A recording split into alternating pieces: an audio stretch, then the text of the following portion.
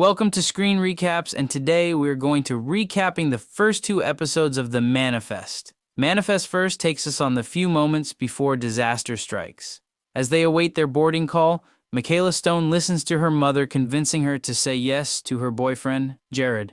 She watches as her older brother Ben and his wife Grace continue desperately searching the web for a cure for leukemia.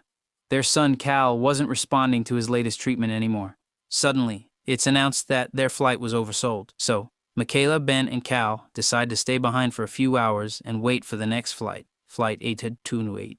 Flight 828 experiences some strong turbulence mid-air, but they successfully clear it to the skies of New York. Upon landing, the passengers and crew were surprised to meet the police and the NSA.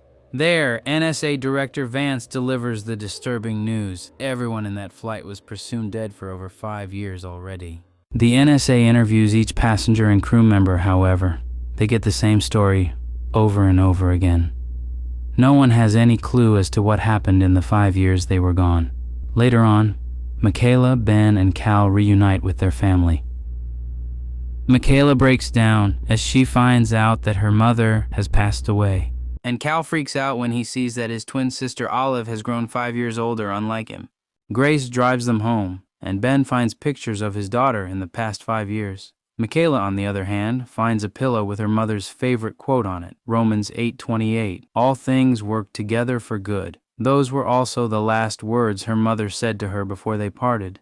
Grace comes down with some pillows, and Michaela borrows her phone. She tries to call Jared, but is sent straight to his voicemail. Before Grace heads upstairs, Michaela tries to tell her that she'd be out of their house as soon as she can. But Grace calms Michaela's fears and insecurities about herself. She tells her that their return was a chance for a do-over. Suddenly, Michaela hears her own voice talking to her, saying, "all things." Later on, Michaela goes back to the precinct to see if she still has a chance at her old job. There, she sees Jared. She finds out that he's been promoted to detective, and he's busy working on a case where 2 girls were abducted. She also finds out that he's already moved on and married her best friend.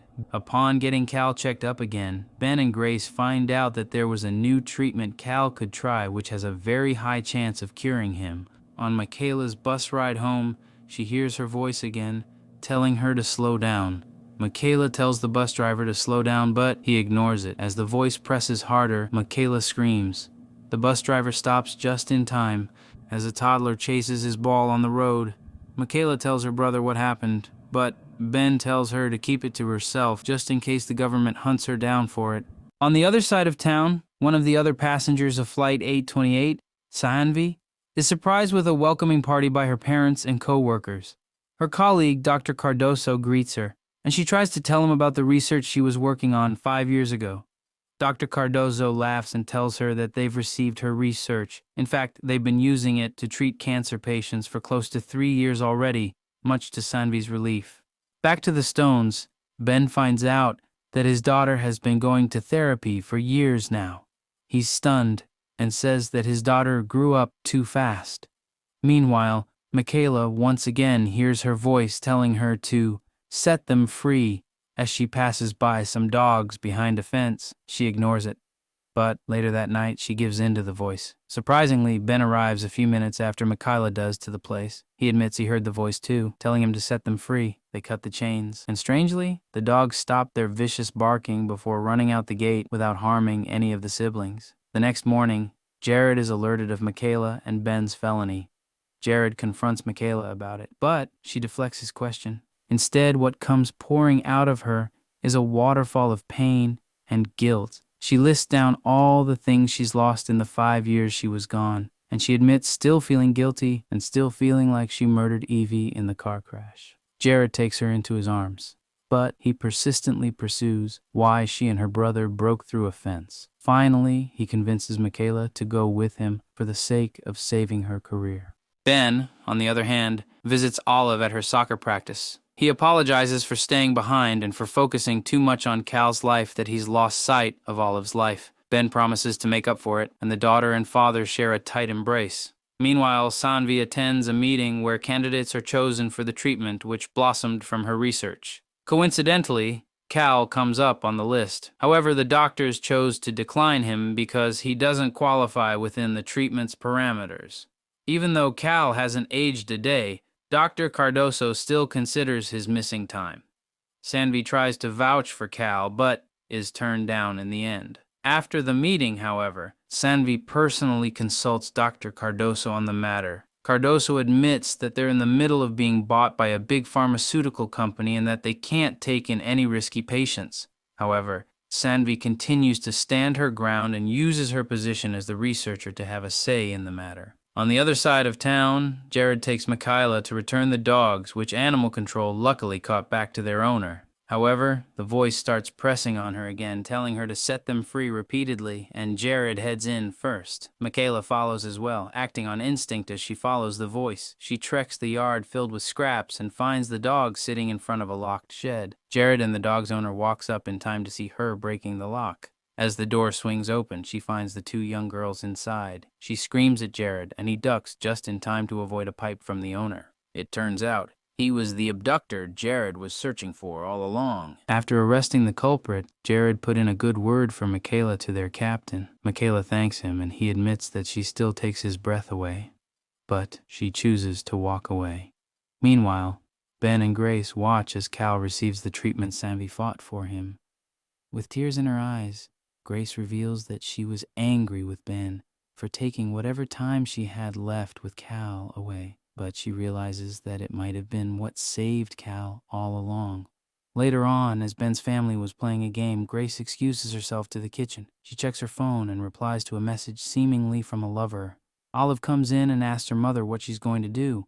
In the other room, Ben watches the TV and sees the news about the two girls being freed. He finds Michaela later on in a church. She asks him how he found her, and he replies that he just knew. As they talk, they realize that of all passengers, they might not be the only ones hearing voices. True enough, all around New York, some chosen passengers also heard a call. Ben, Michaela, and all these other strangers head towards and gather around the field where the NSA left their plane. As the group watches on in confusion, the plane explodes, leaving no evidence left from the flight. They're stuck in an interrogation room for hours. The government doesn't seem to be closer to finding out who blew up Flight 828, but they learn that other people have been hearing voices telling them what to do. Michaela uses her cop car to get them out, back to their hotel. At least they don't have to sit through another 8 hours of reciting the same story. He begins hearing a strange melody in his head during a conversation with Olive.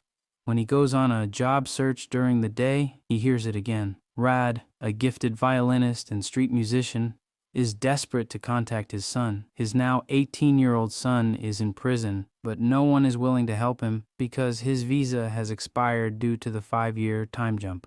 Ben initially dismisses him early in the episode, but decides to assist him after the melody leads him back to Rod. Lourdes visits her best friend Michaela at the precinct. Michaela is stunned for a moment, but immediately excuses herself to meet with her boss, Captain Riojas.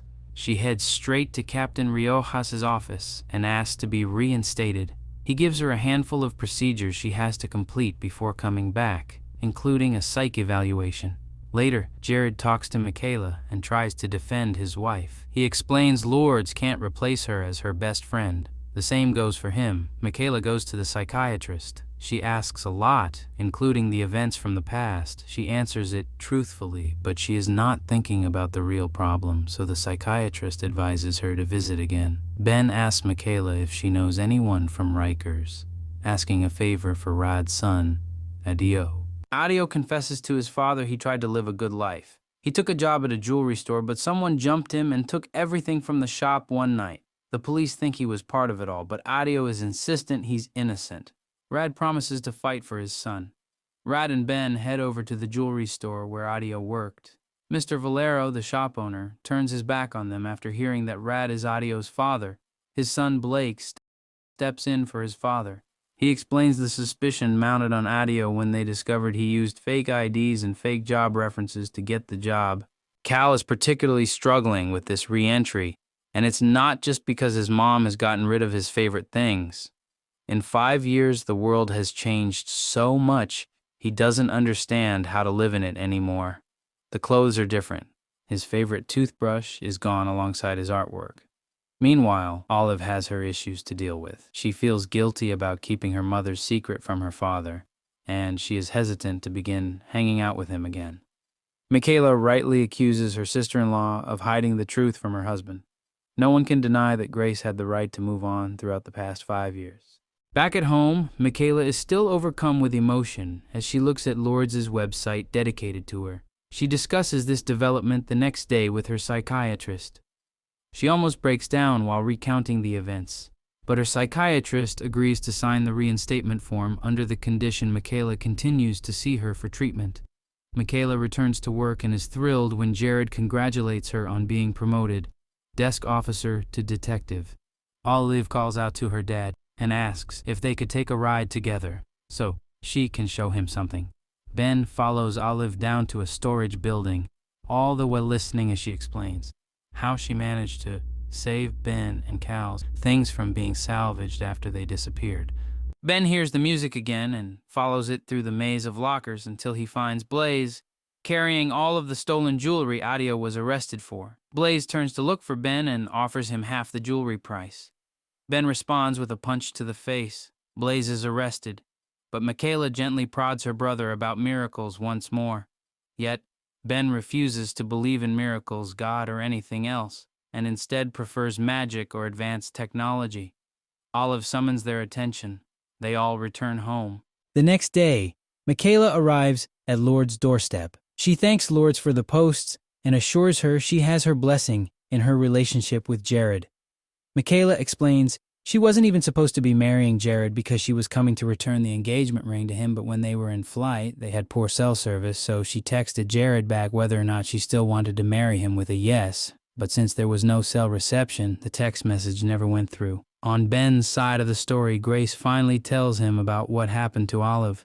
She apologizes for keeping it from him for so long, but Ben doesn't blame her for it. Instead, he acknowledges how hard it must have been for Grace to raise Olive with their loss hanging over her head every day. Grace admits she had to let go of the fact Olive was alive because it hurt too much. Adio is released and reunites with Rad. Jared discovers a package on his desk containing the ring he gave Michaela. On a more conspiratorial note, the shadow follows the lady passenger home. It follows her as she watches her live TV segment. Then, suddenly, a gunshot is heard, and human remains are splattered all over the television.